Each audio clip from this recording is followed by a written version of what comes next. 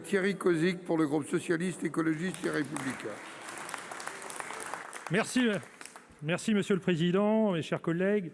Ma question s'adresse au ministre de l'économie, donc en son absence, je pense que c'est Madame Grégoire. Madame la ministre, le gouvernement a annoncé une recapitalisation du groupe EDF.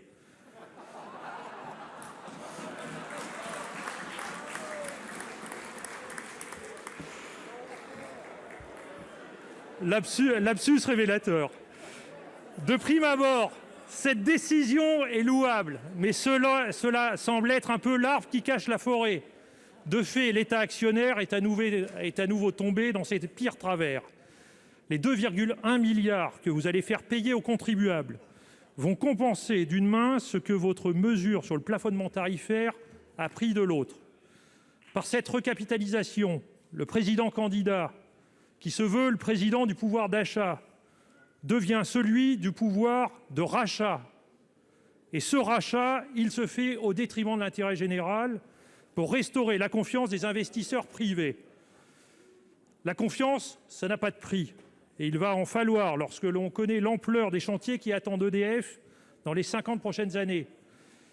Comme je le déplorais il y a un mois, ce tour de passe-passe ne masque que trop mal votre absence de vision à long terme en faveur d'une politique énergétique sérieuse en France.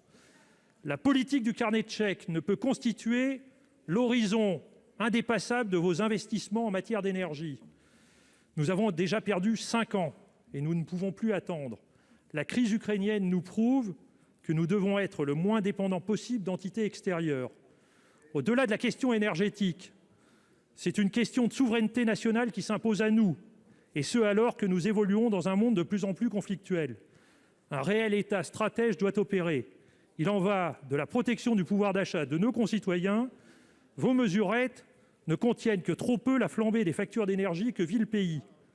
Madame la ministre, pouvez-vous dire à la représentation nationale quelles mesures structurelles envisagez-vous de prendre afin de garantir la pérennité et la viabilité financière du groupe EDF, condition sine qua non au maintien d'une politique énergétique économiquement soutenable pour tous nos concitoyens?